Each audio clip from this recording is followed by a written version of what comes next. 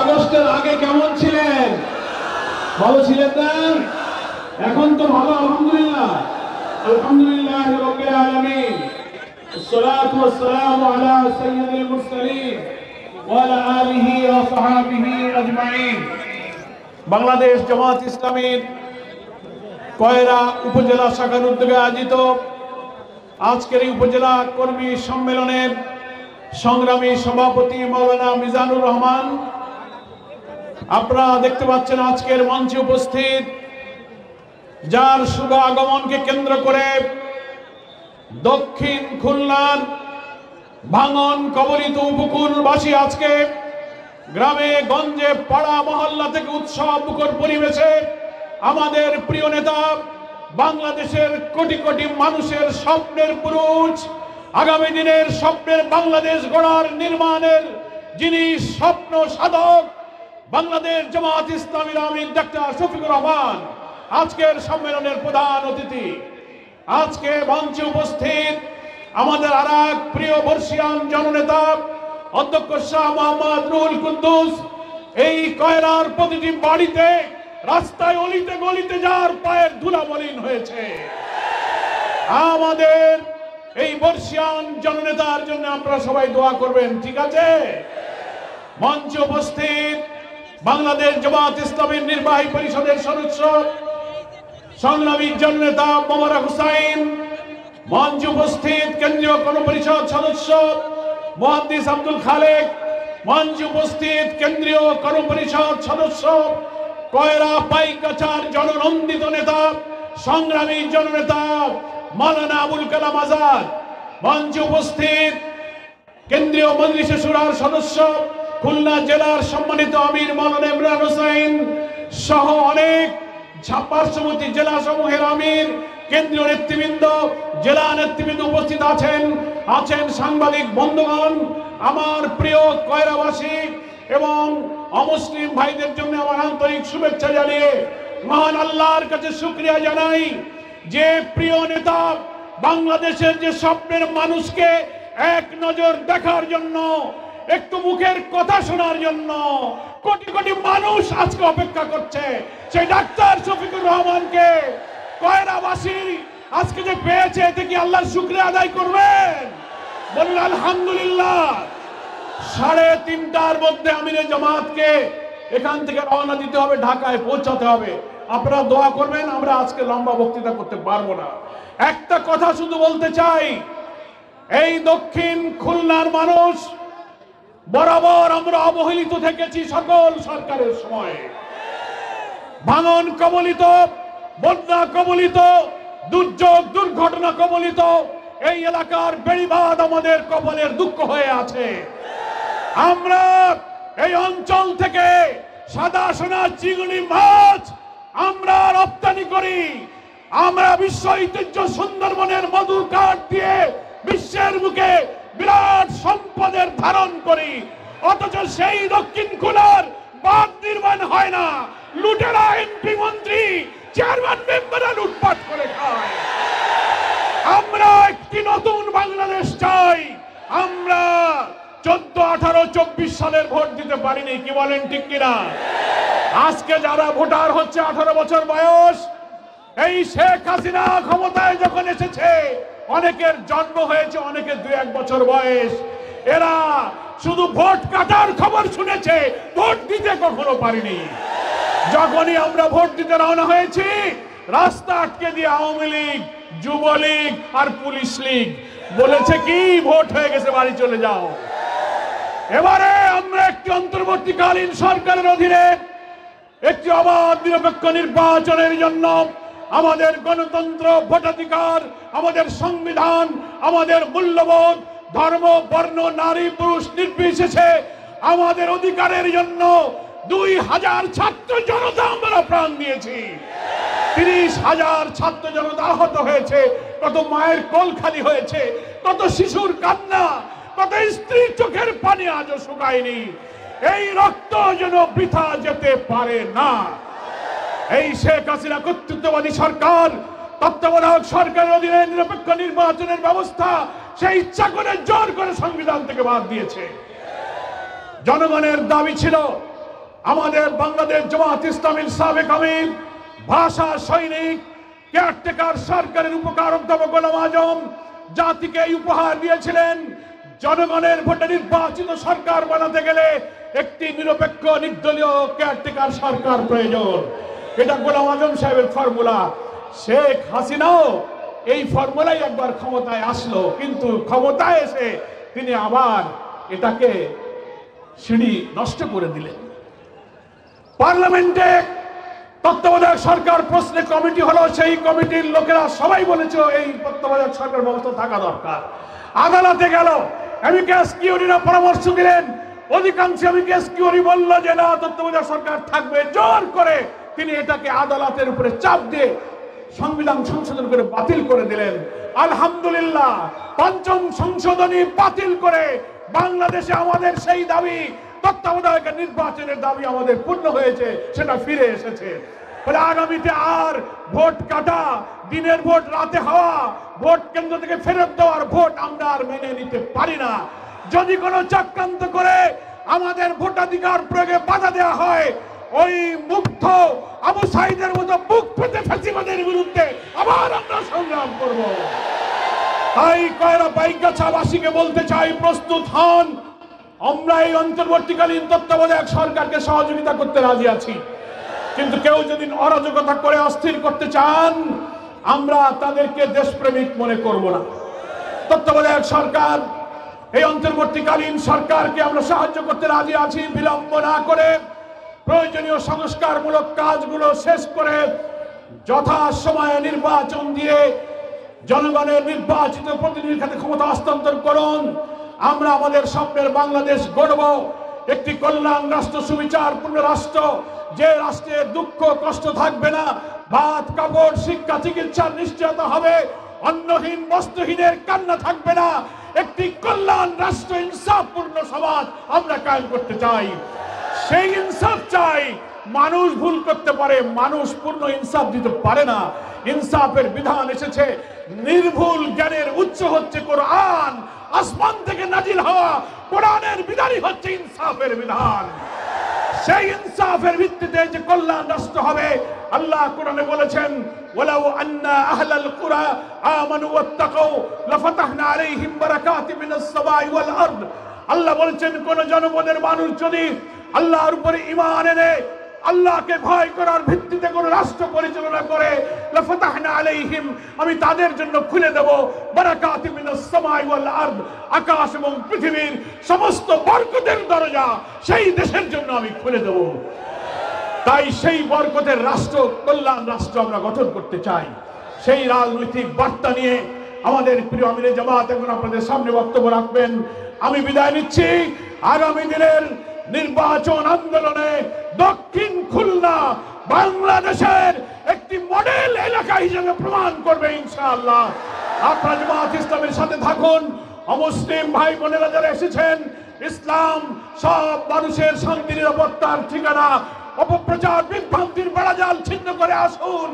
সাম্প্রদায়িক সম্প্রীতির উজ্জ্বল দৃষ্টান্ত বাংলাদেশে একটি কল্যাণ রাষ্ট্র গঠনে আপনারা আমাদের সাথে থাকুন। সকলকে ধন্যবাদ। আল্লাহ হাফেজ।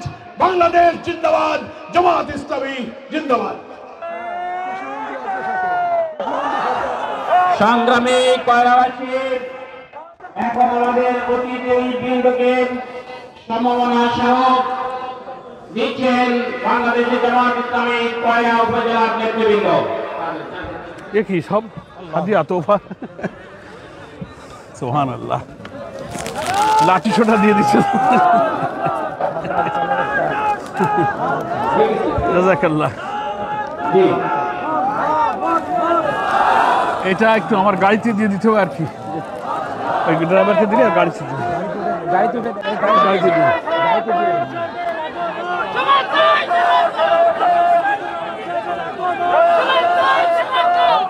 গাড়িতে যার যার গাড়িতে বললে দিয়ে দেবে।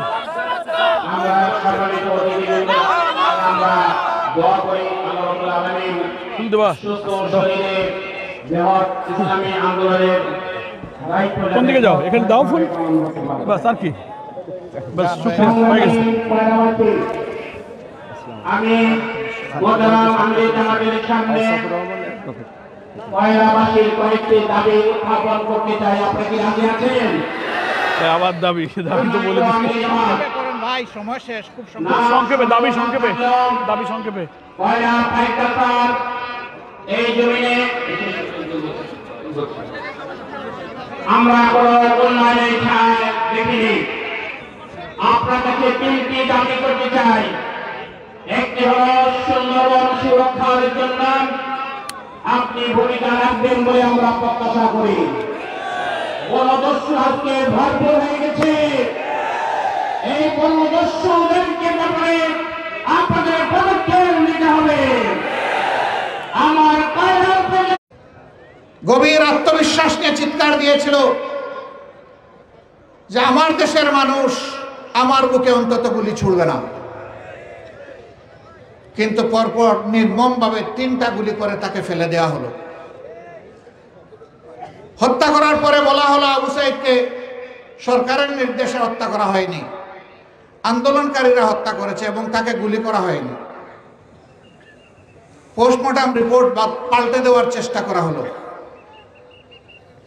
কিন্তু না, আল্লাহ দফায় দফায় জুলুম বরদাস্ত করলেন না। এক আবু সাইদের এই অবস্থা দেখে সারা দুনিয়া কেঁপে উঠল।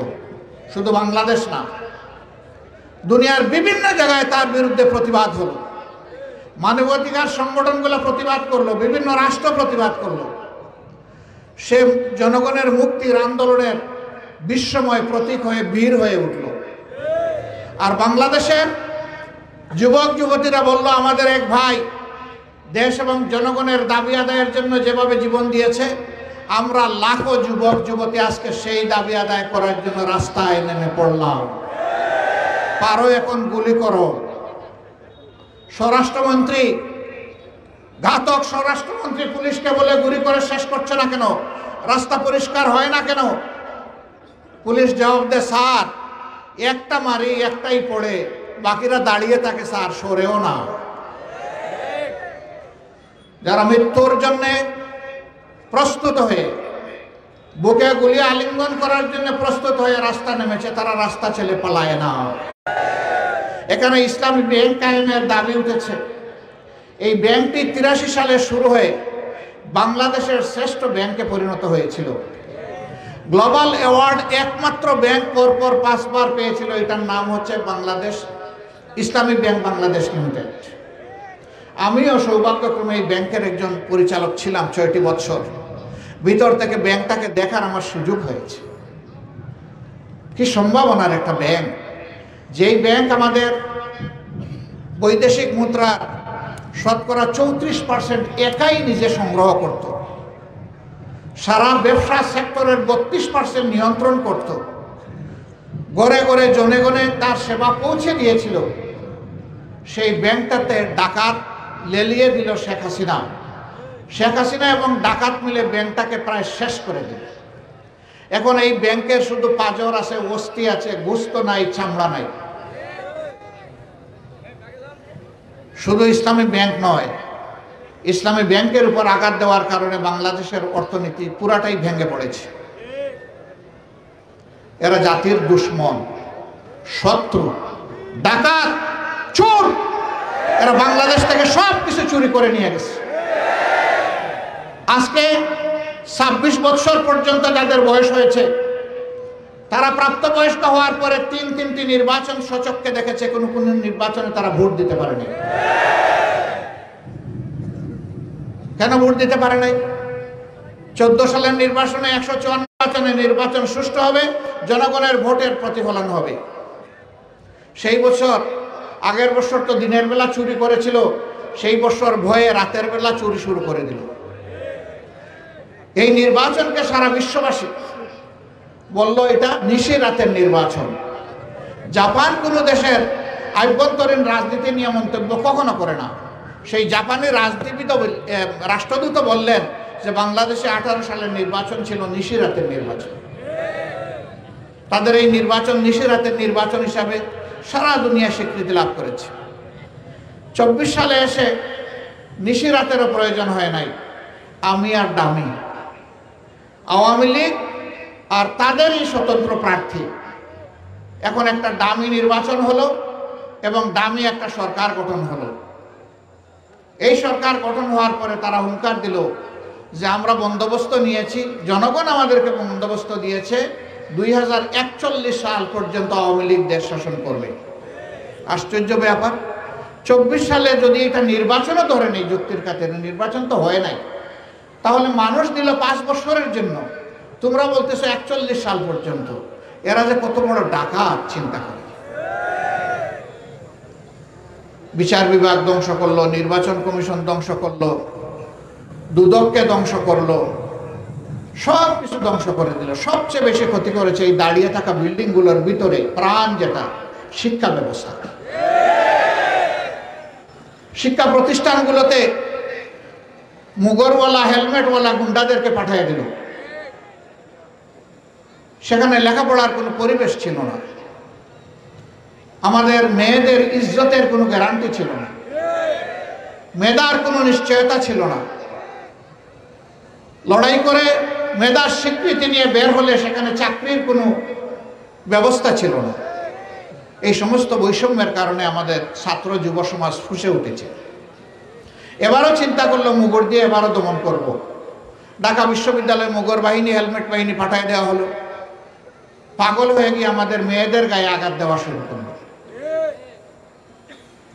গোটা দেশের মানুষ ফুঁসে উঠল, রাস্তায় নেমে পড়ল। এক মা 10 মাসের কুলের সন্তান নিয়ে রাস্তায় এসেছেন। সাংবাদিক বন্ধুরা জিজ্ঞেস করে, মা আপনি সাংঘাতিক কাজ কেন করলেন? বলে কি করেছি আমি? বলে যে 10 মাসের অবুঝ শিশু বুকে নিয়ে কুলে নিয়ে গুলির সামনে রাস্তায় আপনি কেন? বলে যে শিশু কি আমার একটা? এই বাংলাদেশের রাস্তাগুলোতে লক্ষ লক্ষ যুবক যুবতী যারা নেমেছে সবাই আমার সন্তান। আমি আমার সন্তানদেরকে দেখতে এসেছি। এই সন্তান কুলে নিয়ে তাদের প্রতি আমি সংহতি, একাত্মতা প্রকাশ করতে এসেছি। তাকে প্রশ্ন করলো, গুলি এসে যদি এপার ওপার করে দেয়, বলে যে একসাথে আমি এবং আমার সন্তান শহীদের মিছিলে সামিল হয়ে যাব। 7 বছরের একটা শিশু রাস্তায় নেমে পুলিশের হাতে বন্দুক এবং গুলি, মুহুর্মুহু গুলি হচ্ছে, সে এক টুকরা ইট নিয়ে তাদের দিকে তেড়ে যাচ্ছে। যুবকরা তাকে সামলানোর চেষ্টা করছে, এই ছেলে তুমি এই দিকে যাও না, তুমি কেন এসেছো এখানে? বলে যে আমি আন্দোলন করতে এসেছি। কেন আন্দোলন করবে? এই হাসিনা সরকার আমার ভাইকে খুন করেছে, আমি প্রতিবাদ করতে এসেছি। তোমার ভাইকে? বলে যে আমার ভাই আবু সাইদ। তোমার বাড়ি কি রংপুর? কয় না ঢাকা। তাহলে আবু সাইদ তোমার ভাই হয় কিভাবে? বলে যে যে জাতিকে মুক্তি দেওয়ার জন্য যুদ্ধ করেছে সে আমার ভাই না, তো ভাই হবে কে? বলে যদি গলি তোমাকে শেষ করে দেয়, বলে যে আমি আবু সাইদের সাথে গিয়ে মুলাকাত করব, শহীদ হয়ে যাব। কয় তোমার মা বাবা কাঁদবে না? বলে যে না, আজকে আসার সময় বলে এসেছি আমাকে ক্ষমা করে দাও, আমি যাচ্ছি লড়াই করতে, যদি মরে যাই তোমরা কেঁদো না। বাংলাদেশের মানুষের এই অবস্থা কেন হয়েছিল? জুলুমে জুলুমে চেপে ধরেছিল শেখ হাসিনা বাংলাদেশের মানুষকে।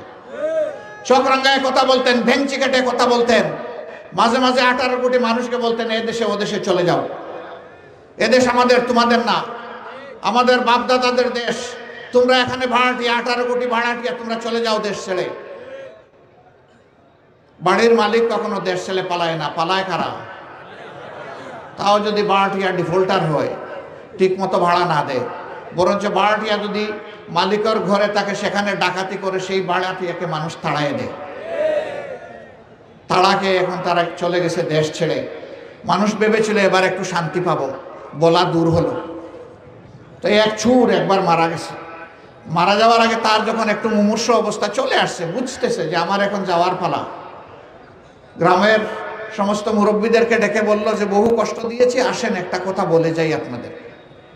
তো সবাই আসছে, বলে যে আমাকে ক্ষমা করে দেন, আপনাদেরকে অনেক জ্বালাতন করেছি, তো এখন তো আর আপনাদের সম্পদ যা চুরি করেছি ফেরত দিতে পারবো না। আমার অনুরোধ, আপনারা যদি আমার উপর একটু প্রতিশোধ নেন, হয়তো আমি দুজকের আগুনে জ্বলবো না। কই কেমনে নিব প্রতিশোধ? বলে যে আমি মরে গেলে আমারে কবরে দাফন করবেন না, গাছের ডালে ঝুলাইয়া রাখবেন, আর যে ওই দিকে যাবে সে যেন একটা ঢিল মারে অথবা একটা জুতা ছুঁড়ে, তাহলে অন্তত আপনাদের কিছু দুঃখ দুর্দশা দূর হবে, আক্ষেপ দূর হবে। লোকরা চিন্তা করলো খারাপ না, তো ভালোই দিয়েছে পরামর্শ। সে যে কত বড় শয়তানি করেছে সাধারণ মানুষ এটা বুঝে নাই। মরার পরে তার গাছের জালে ঝুলাইয়া রাখছে। যখন পুলিশ খবর পাইছে যে যখন দুলানো হয়েছে এবং তাকে ইট মারা হচ্ছে, জুতা মারা হচ্ছে, পুলিশ এসে সারা গ্রাম ঘেরাও করেছে। ঘেরাও করে সব পুরুষদেরকে ধরে নিয়ে গেছে। তার মানে হলো যে আমি জীবিত অবস্থায় তোমাদেরকে যেমন তোমাদের শান্তি হারাম করেছিলাম, আমি মরে গিয়েও সেই একই ধারা আমি জারি রাখবো। শেখ হাসিনা বিদায় নিয়েছে, এখন কি দেশটাকে শান্তিতে থাকতে দিচ্ছে? আজকে এই কাণ্ড ওই কাণ্ড ফুসফাস চতুর্দিক থেকে চলতেছে। ভারত আমাদের প্রতিবেশী দেশ, আমরা সকল প্রতিবেশীকে সম্মান করি এবং আমরাও চাই যে আমাদেরকে আমাদের প্রতিবেশীরা সম্মান করুক। আপনারা একজন অপরাধীকে এইভাবে পাহারা দিতে পারেন না, আশ্রয় দিতে পারেন না। আমাদের সরকার চেয়েছে আমাদের হাতে আমাদের অপরাধী ফেরত দেন, এই দেশের আইন অনুযায়ী তার বিচার হবে। আমরা সরকারের কাছে বিচার বিভাগের কাছে আমরা দাবি করব আমাদের প্রতি অবিচার করা হয়েছে, তাদের প্রতি যেন সুবিচার করা হয়। তাদের প্রতি সুবিচার করলে তারা এমন পাওনা পাবে ইনশাআল্লাহ, তাদের জীবনের স্বাদ মিটে যাবে ইনশাআল্লাহ। তারা গুণের দায়ে অভিযুক্ত, খুনের দায়ে অভিযুক্ত, লুটের দায়ে অভিযুক্ত, তারা মানুষকে বেইজ্জত করার দায়ে অভিযুক্ত, চুরি চামারির দায়ে অভিযুক্ত, সকল অধিকার হরণের দায়ে অভিযুক্ত। শেষ পর্যন্ত যখন মানুষকে গুলি করে হত্যা করা হচ্ছে তখন ইন্টারনেট বন্ধ করে দেওয়া হয়েছিল হত্যার আলামত ধ্বংস করার জন্যে। আপনারা দেখেছেন খুন করেই শেষ নয়, লাশগুলা ট্রাকে উঠানো হয়েছে, পেট্রোল দিয়ে সেখানে আগুন ধরিয়ে দেওয়া হয়েছে। কি নির্মমতা! এগুলার কি বিচার হওয়া লাগবে না? অবশ্যই বিচার হতে হবে, যাতে আগামীতে কেউ ক্ষমতায় এসে ওই রকম দুর্বৃত্ত এবং সন্ত্রাসী না হতে পারে। আগামীতে কি আপনারা কোনো দুর্বৃত্ত এবং সন্ত্রাসীকে ক্ষমতায় দেখতে চান? এই ধরনের লুটেরা, চোর, চাঁদাবাজ, দখলদার কাউকে আপনারা দেখতে চান না। তাহলে আপনাদেরকে আপনাদের অর্পিত দায়িত্ব আল্লাহর পক্ষ থেকে সেটা পালন করতে হবে। আগামী নির্বাচন সুষ্ঠু হওয়া চাই। সুষ্ঠু নির্বাচনের জন্য কতগুলা বাস্তব ভিত্তিক এবং মৌলিক সংস্কার চাই। সংস্কারের সাথে সাথে বর্তমান সরকার যেন নির্বাচনের রোডম্যাপ দেয়। তার আগে রোডম্যাপ দেওয়ার আগে সমস্ত ভোটারের উপযুক্ত বয়স যাদের হয়েছে, পরিণত বয়স হয়েছে, তাদের সকলের ভোটের তালিকা নিশ্চিত দেখতে চাই। আমাদের যে সন্তানেরা তিনটা নির্বাচনে ভোট দিতে পারে নাই, ভোটের প্রতি যাদের ঘৃণা সৃষ্টি হয়েছিল, সেই অধিকার তারা ফিরে পেয়েছে। তারা ফিরে পায়নি, তারা আমাদেরকে ফিরিয়ে দিয়েছে, আমরা তাদেরকে স্যালিউট জানাই। তাদের সকলের ভোট নিশ্চিত করতে হবে, বাড়ি বাড়ি গিয়ে সকলের ভোট তুলতে হবে। আমাদের সাথে বিশ্বের বিভিন্ন দেশে যারা লড়াই করেছে এই মুক্তির জন্যে, তাদের প্রবাসীদের সকলের ভোট নিশ্চিত করতে হবে। যারা বাংলাদেশি প্রবাসী বিশ্বের বিভিন্ন জায়গায় আছে, এই সকলের ভোটের তালিকা সম্পন্ন হওয়ার পরেই নির্বাচন দিতে হবে। তাহলে সকল যোদ্ধা তাদের মতের সঠিক প্রতিফলন ঘটবে ইনশাআল্লাহ। আমরা আরো বলেছি এই নির্বাচন হতে হবে আনুপাতিক হারে। যে দল যত পার্সেন্ট ভোট পাবে সংসদে, সেই দল তত পার্সেন্ট প্রতিনিধিত্ব করবে। এতে করে 1% ভোটও যদি কোনো দল পায়, সেই দলের যোগ্য লোক থাকলে তারাও গিয়ে সংসদে প্রতিনিধিত্ব করবে ইনশাআল্লাহ। কারো হাতে, কোনো নির্দিষ্ট দলের হাতে দেশ এবং ভোট, এই দুইটা জিম্মি আর হওয়ার আশঙ্কা থাকবে না। এই জন্য আমরা চাই যে আনুপাতিক হারেই সেই নির্বাচনটা হোক। আপনারাও কি তা চান? সম্মানিত কয়রাবাসী, আপনাদের পক্ষে আপনাদের নেতা জনাব মৌলানা আবুল কালাম আজাদ তিনি কিছু দাবি পেশ করেছেন। আমরা আপনাদেরকে কথা দিচ্ছি, আল্লাহ রাব্বুল আলামিন যদি আমাদের হাতে এই দেশের সেবা করার দায়িত্ব তুলে দেন, তাহলে ইনশাআল্লাহ দাবি আমাদের কাছে করতে হবে না। সরকারের দায়িত্ব হবে খুঁজে বের করা কোন এলাকা কত বেশি পিছিয়ে নয় এবং অনুন্নত, কোন এলাকার সমস্যা কত বেশি, অগ্রাধিকারের ভিত্তিতে সেই সমস্যার সমাধান করা হবে সরকারের দায়িত্ব। আমি কথা দিয়ে যাচ্ছি, আল্লাহ তাআলা যদি আমাকে বাঁচিয়ে রাখেন এবং আমাদের মাধ্যমে যদি আল্লাহ সেবা করার এই দেশবাসীর তৌফিক দেন, ইনশাআল্লাহ এই দাবি নতুন করে আর আপনাদের তুলতে হবে না, এর সমাধান হবে ইনশাআল্লাহ। আর যদি অন্য কোনো দলকে আল্লাহ তাআলা দেশ পরিচালনার সুযোগ দেন, তাহলে আপনাদের সাথে আমরাও হাত উঁচু করে একসাথে দাবি আদায়ের জন্য লড়াই করব ইনশাআল্লাহ। বর্তমান সরকার কতটুকু পারবে জানি না, তাদের সময় মেয়াদ খুব বেশি না, স্বল্প সময়। তাদের কাছে আমাদের দাবি থাকবে অন্তত পক্ষে যেই বেড়িবাদ দুঃখ হয়ে, স্থায়ী দুঃখ হয়ে আছে এই এলাকাবাসীর, তাতে অন্তত হাতটা আপনারা দেন। এর থেকে একটা পরিকল্পনা এটা পাশ করেন, আপনারা হাত দিলে পরবর্তী সরকার এসে এটা ইনশাআল্লাহ সমাপ্ত করবে, পূর্ণাঙ্গ করবে। আর যদি আপনাদের টাইমে পারেন ভালো, আমরা আপনাদেরকে মোবারকবাদ জানাবো। না পারেন আপনারা শুরু করে যান। সম্মানিত ভাই ও বোনেরা, আপনারা কষ্ট করে এসেছেন আমাদের কথাগুলো শোনার জন্যে। কী জন্যে, আমরা কি করব, আগামীতে কি করতে চাই, আমরা আমাদের সন্তানদের স্বপ্ন পূরণ করতে চাই। তারা বলেছে বৈষম্যহীন সমাজ চাই, আমরাও বৈষম্যহীন সমাজ চাই। তারা বলছে আমরা ন্যায় বিচার নির্ভর একটি সমাজ চাই, দেশ চাই, আমরাও বলছি সেই ন্যায় বিচার কায়েম করার জন্যই আমাদের সমস্ত লড়াই। তারা বলেছে আমরা চাঁদাবাজ মানি না, দখলদার মানি না, আমরাও তাদের সাথে হাত মিলিয়ে বলছি আমরাও চাঁদাবাজ রাখবো না এবং দখলদার রাখবো না। এই বাংলাদেশকে চাঁদাবাজ এবং দখলদার মুক্ত আমরা করবো ইনশাআল্লাহ। এমনকি আমাদের কেউ যদি এই ব্যাপারে দুর্বৃত্তপনা করে তারেও আমরা ছাড় দেব না। এখানে চাঁদাবাজের কোনো অস্তিত্ব রাখা হবে না। আপনারা দোয়া করবেন আমরা আগামীর বাংলাদেশ যেন আমাদের যুবকদের হাতে তুলে দিতে পারি, তুলে দিয়ে আমরা যেন পিছন থেকে তাদেরকে সাহায্য করতে পারি, শক্তি যোগাতে পারি, সামনে এগিয়ে দিতে পারি। সেই তারুণ্য নির্ভর একটা সমাজ আমরা আগামীতে দেখতে চাই।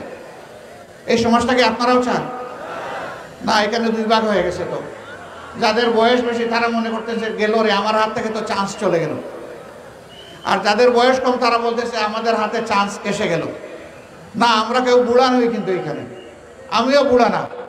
আমার চুল সাদা, ব্রু সাদা, দাড়ি সাদা, কিন্তু আলহামদুলিল্লাহ আমার কল্প হলো যুবক কল্প। আলহামদুলিল্লাহ আমি আমার আল্লাহকে বলেছি আল্লাহ আমি বুড়া হতে চাই না।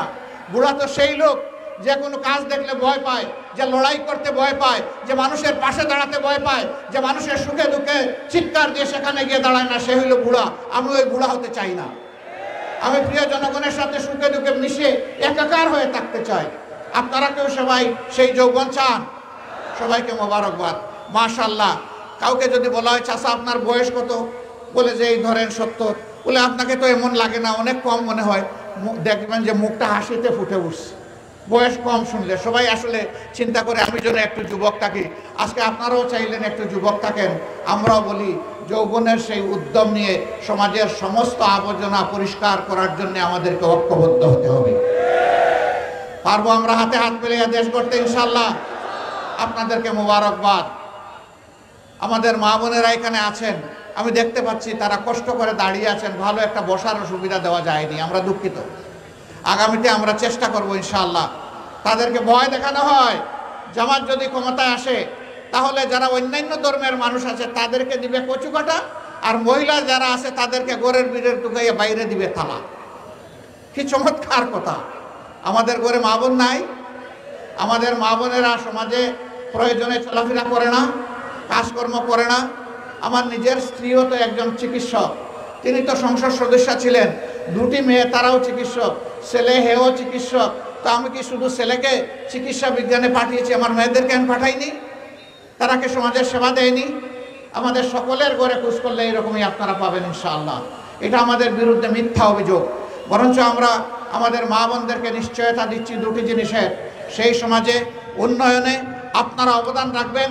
দুইটি বাড়তি জিনিস আপনাদেরকে নিশ্চিত করা হবে, একটি আপনাদের নিরাপত্তা, আর একটি আপনাদের মর্যাদা ইনশাআল্লাহ তাআলা নাজিম। আপনারা মায়ের মর্যাদায় গর্বের সাথে দেশ গড়ার কাছে আপনারাও অংশগ্রহণ করবেন ইনশাআল্লাহ। আর যারা অন্যান্য ধর্মাবলম্বী ভাই আছেন, আমরা চিৎকার দিয়ে বলেছি আমরা দেশে কোনো মেজরিটি মাইনরিটি মানি না, সংখ্যাগুরু সংখ্যালঘু মানি না। আল্লাহ তাআলা একই দেশে আমাদেরকে পয়দা করেছেন, মর্যাদার ভিত্তিতে আমরা সকলেই সমান, আমরা নাগরিক অধিকারের ভিত্তিতে সকলেই সমান। একদল দুষ্ট জাতিকে টুকরা টুকরা ভাগ করার জন্য, হিংসা বিদ্বেষ লাগিয়ে রাখার জন্য এই ধরনের অপপ্রচার করে ফায়দা লুটেছে। সেই ফায়দা বাংলাদেশের মানুষ তাদেরকে আর লুটতে দেবে না ইনশাআল্লাহ। আমরা সবাই মিলেমিশে একাকার, ঐক্যবদ্ধ আমাদের হাতগুলো। এই স্টেজেও আপনারা দেখতে পাচ্ছেন, এই যে আমার পাশে এক ভদ্রলোক, তিনি দাঁড়িয়ে আছেন। তিনি আমাকে বললেন যে আপনি আমাকে কমপক্ষে এখানে জামাতের আমির ঘোষণা দেবেন। আমি তাকে আপনাদের সামনে উপস্থাপন করলাম। আমি কিন্তু বলি নাই, তিনি স্বেচ্ছায় সজ্ঞানে এবং খুশির সাথে আমার কাছে এই দাবি জানিয়েছেন। আমি তাকে আমার পক্ষ থেকে আন্তরিক অভিনন্দন এবং শ্রদ্ধা জ্ঞাপন করি। আমরা সবাই হাতে হাত মিলিয়ে ইনশাআল্লাহ এই দেশ গড়ব ইনশাআল্লাহ। আপনারা রাজি আছেন? কোনো হিংসার জায়গা আমরা রাখবো না, দেশকে ভেঙে টুকরা টুকরা করতে দেব না, স্বাধীনতা সার্বভৌমত্বের জন্য আমরা প্রত্যেকেই ব্যক্তিগতভাবে এক একজন যোদ্ধা হব ইনশাআল্লাহ। কাজে এই যুদ্ধ আমাদের দেশে 2.5 লক্ষ 5 লক্ষ নয়, 10 লক্ষ নয়, আমাদের দেশে যোদ্ধার সংখ্যা হচ্ছে কমপক্ষে 10 কোটি। কারণ আমাদের মেয়েরাও যুদ্ধ করেছে না, কমপক্ষে 10 কোটি প্রাপ্তবয়স্ক মানুষ এই দেশে আছে। আমরা ইনশাআল্লাহ দেশপ্রেমের অস্ত্র বুকে নিয়ে আমরা আমাদের দেশকে আমরা রক্ষা করব ইনশাআল্লাহ। আপনাদের সকলকে কষ্ট করে এখানে আসার জন্য, সূর্যমুখী চেহারার জন্য আপনাদেরকে মোবারকবাদ জানাচ্ছি। আমরা দেখেন শান্তিতে সূর্য আমাদের পিছনের দিকে, আর সূর্যের তেজ আপনাদের মুখের উপরে। একটা ফুল আছে, সূর্যের আলো যেদিকে যায় ওই ফুলটা সেই দিকে ঘুরে যায়। আপনারা সূর্যমুখী, আপনারা সূর্যের দিকে আছেন, আলহামদুলিল্লাহ। এই ফুলগুলা জান্নাতেও ফুল হয়ে ফুটুক, আমি দোয়া করি। আপনাদের কারণে এই বাংলাদেশ হয়ে জান্নাতময় হোক। আমাদের নারী পুরুষ নির্বিশেষে, দল মত ধর্ম নির্বিশেষে এ প্রিয় দেশ আমাদের বাংলাদেশ। হে রাব্বুল আলামিন, তুমি এই দেশের উপর রহমত নাজিল করো, শান্তির ফয়সালা দান করো। এই দেশে তুমি ইনসাফ কায়েমের জন্য আমাদেরকে কবুল করো। আসসালামু আলাইকুম ওয়া রাহমাতুল্লাহ। আল্লাহ হাফিজ। বাংলাদেশ জিন্দাবাদ, বাংলাদেশ জামাতে ইসলামী জিন্দাবাদ।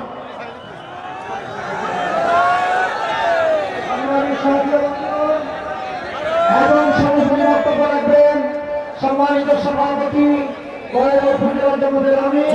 শুরুটা করো, শুরু করো।